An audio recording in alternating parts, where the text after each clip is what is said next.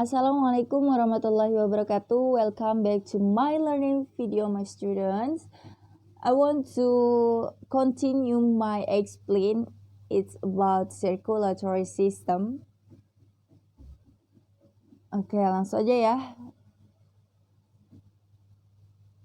Selamat menyaksikan. This is part 2. I will explain about the blood cell. Ya, kemarin kita sudah bahas blood, sekarang kita bahas ya blood cell atau pembuluh darah. Jadi apa yang dimaksud dengan pembuluh darah ya? The heart pumps your blood around a system of tubes. It's called the blood vessels. Di dalam tubuh kita itu punya yang namanya saluran ketika darah kita jantung kita berkontraksi untuk mengedarkan seluruh darah ya, mengedarkan darah. Nah, ketika saluran itu ya dipenuhi oleh darah, itu disebut sebagai pembuluh darah. Nah, pembuluh darah ini terbagi menjadi 3. Ada arteri, ada vein, dan juga kapiler. Ya, nanti kita bisa lihat karakteristiknya. Tapi kalau dari struktur, arteries branch into smaller vessels called arterioles. Ya, jadi kalau misalnya percabangan dari arteri itu disebut arteriol. Nah, arteriol. Percabangan dari arteriol yang lebih kecil lagi ya, itu adalah kapiler. Sama halnya dengan vein atau vena ya. Vena ya, ketika lebih besar strukturnya itu adalah vena, tapi kalau ada percabangan lagi namanya venul, dan ketika bercabang lagi namanya kapiler. Nah, berarti irisannya itu ada di kapiler ya. Apa yang dimaksud dengan kapiler? Oke, kita lihat ya. Nah, di sini ada struktur yang dalamnya ya, struktur dalam, internal structure. Jadi kalau yang arteri itu blood from the heart, tapi kalau yang vein blood to the heart. Arteri darah dari jantung, terus kalau yang vein darah menuju jantung. Nah, di sini perbedaannya ada, kalau yang vein punya yang namanya valve atau katup ya, fungsinya untuk mencegah backflow atau aliran darahnya harus terus maju, tidak berbalik arah ya. Oke, nah di sini irisannya ada di kapilari atau kapiler. Apa yang dimaksud dengan kapiler? Kapiler itu punya fungsi ternyata to exchange oxygen to carbon dioxide. Ya, jadi pertukaran gas O2 dan CO2 itu terbentuknya di kapiler. Dan ini ternyata ada perbedaan dari setiap karakteristiknya. Tadi kita sudah bahas struktur.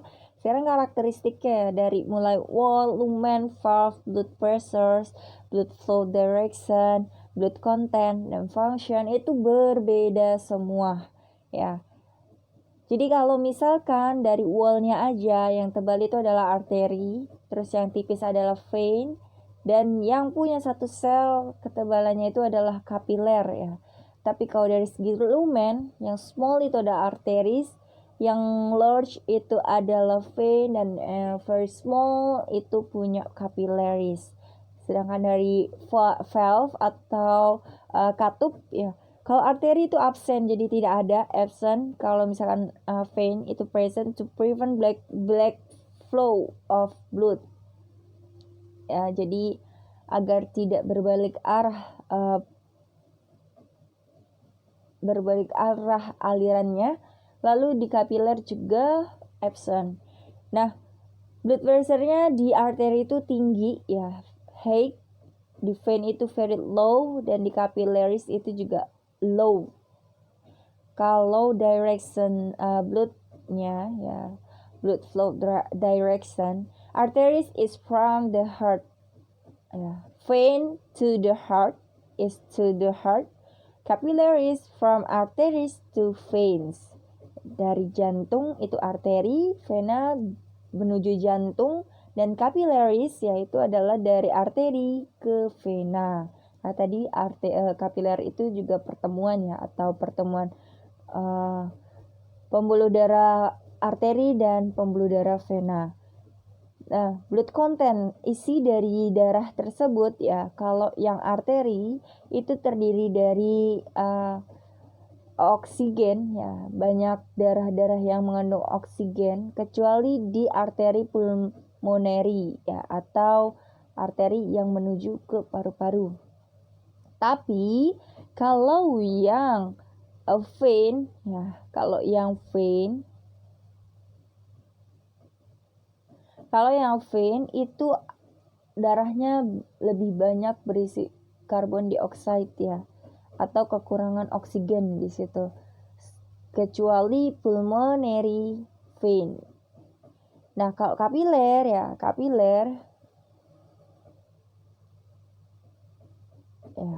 dia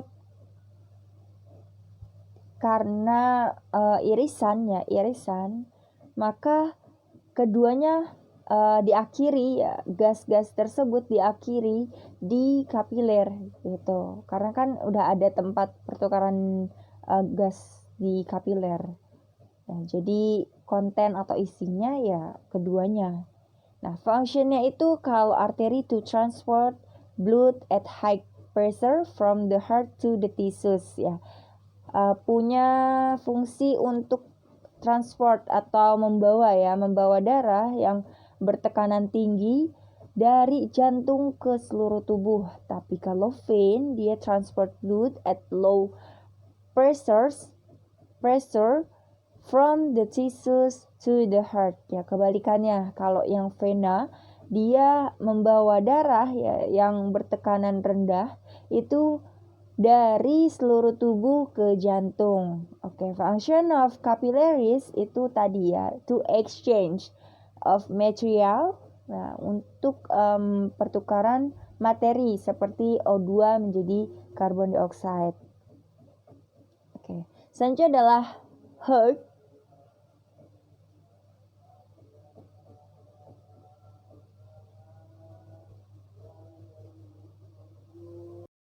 Baik, selanjutnya adalah the heart. Kita akan bahas jantung ya.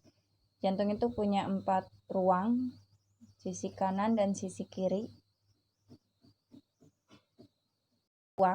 Ruangan yang sebelah kiri dan sebelah kanan. Di ruangan ini ya terdiri dari dua bagian. Ada yang left atrium, lalu ada yang left ventricle.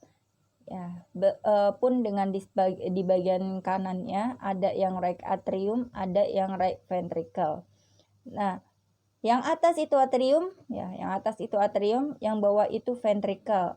Bagian bawah ventricle ya, itu punya yang namanya sel-sel otot di sini nih, ototnya lebih banyak, lebih tebal ya, karena di ventricle inilah terjadi pemompaan darah ya. Nanti kita akan bahas tentang flow ya, the flow of heart ya. Nah, kalian harus tahu itu dulu.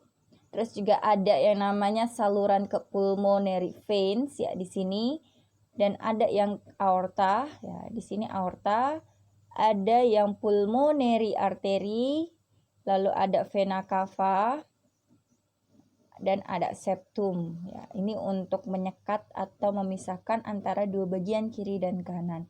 Nah, di jantung ya, di heart, dia punya coronary artery ini. Coronary artery ini untuk supply nutrients ya. Mensuplai nutrients and blood to the heart muscles ya. Dan darah ke otot jantung. Ya, jadi otot jantung ini kan bekerja juga kan. Otot jantung bekerja karena ada suplai nutrisi juga nih yang dialiri oleh coronary artery. Baik, langsung ke flow of blood heart. Nah, di sini ada dua ya, ada yang oksigen blood, ada yang deoksigen blood. Nah, kalau yang oksigen blood berarti darah ini didominasi oleh oksigen. Ya, sedangkan di oksigen blood ini darah didominasi oleh karbon dioksida. Nah, kalau yang oksigen blood ini ya, darah ini punya skema seperti ini ya. Aliran darahnya di jantung itu seperti ini. Jadi darah yang diterima dari lungs ya, darah yang diterima dari lungs itu melalui saluran pulmonary veins atau vena pulmoner, pulmonary. Nah, vena pulmonary ini ya akan membawa darah yang berisi karbon dioksida menuju LA atau left atrium. Nah, dari left atrium dia akan menuju ke left ventricle. Dari left ventricle darah dipompa menuju ke aorta dan ke seluruh tubuh kita. Tapi kalau yang di oksigen blood dia dari seluruh tubuh ya, berarti dari luar jantung lalu akan menuju ke right atrium nih, RA di sini right atrium, tapi melalui saluran yang namanya vena cava. Ya, vena cava nih, vena cava. Ada tulisannya ya, vena cava. Nah, di sini inferior vena cava. Lalu akan menuju ke right ventricle. Di right ventricle inilah darah dipompa menuju ke pulmonary vein. Ya. Atau bukan pulmonary vein tapi ke PA, pulmonary artery ya, pulmonary artery. Nah, ini ada tulisannya nih. Jadi skemanya seperti ini ya. Pulmonary artery baru ke paru-paru kembali. The flow of blood in our heart, ya, skemanya seperti ini. Darah yang diisi oleh oksigen ataupun darah yang diisi oleh karbon dioksida punya jalur skema yang beda. Baik, itu kalau yang terjadi pada darah. Lalu ada yang namanya circulation ya, sirkulasi. Jadi sirkulasi itu dibagi menjadi dua. Ada yang pulmonary circulation, ada yang systemic circulation.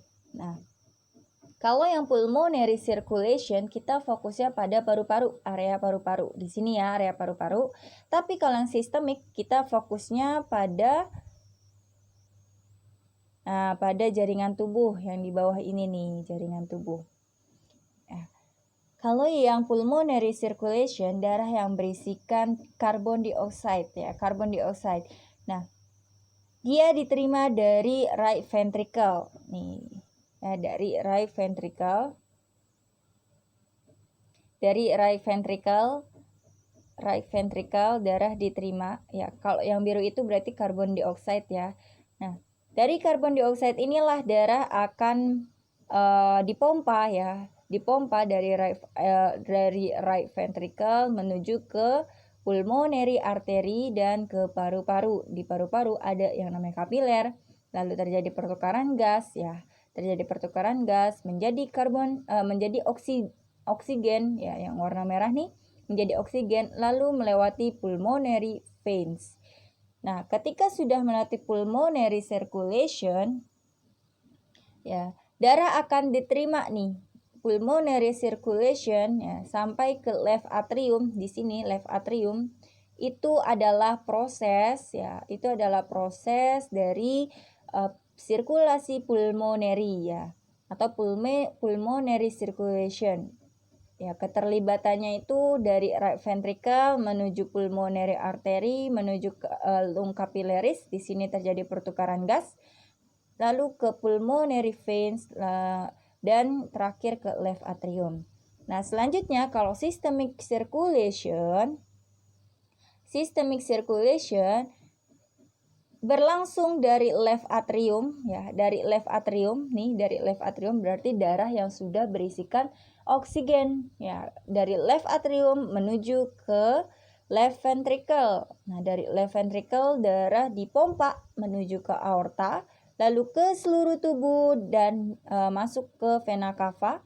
Ya, masuk ke vena cava lagi dan ke jantung kembali atau ke right atrium.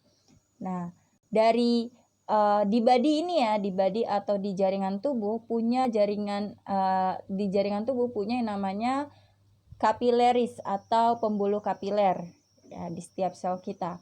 Nah, Di jaringan tubuh juga terjadi yang namanya pertukaran karbon, pertukaran oksigen dan karbon dioksida, ya, pertukaran gas, sehingga darah yang berisikan oksigen, ya, tadi akan berubah menjadi karbon dioksida yang menuju ke jantung kembali. Seperti itu the flow of blood in heart, ya. Jadi ada dua, ada yang pulmonary circuit, ada yang systemic circuit. Selanjutnya ada blood pressures atau tekanan darah, ya, dibagi menjadi systolic dan juga diastol. Kalau systolic dia adalah pada fase construction, ya, tapi kalau diastolic dia pada fase relaxation. Nah, ini sudah ada tekanan darah yang normal itu adalah 120 untuk sistolik dan diastoliknya 80, ya. Kurang dari. Lalu kalau misalkan lebih ataupun kurang dari itu, maka akan terkena yang namanya hipertensi atau hipotensi.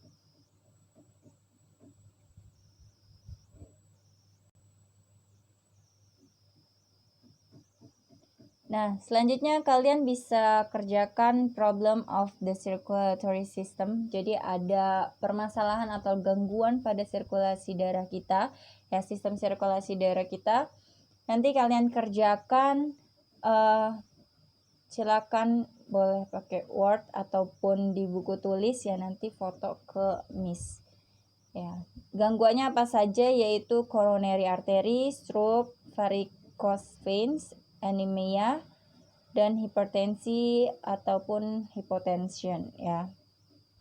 Tugasnya itu cari tahu tentang pengertian, penyebab, gejala, dan cara mencegah atau mengatasi masing-masing penyakitnya. Baik, itu saja dari Miss. Kurang lebihnya mohon maaf. Wassalamualaikum warahmatullahi wabarakatuh.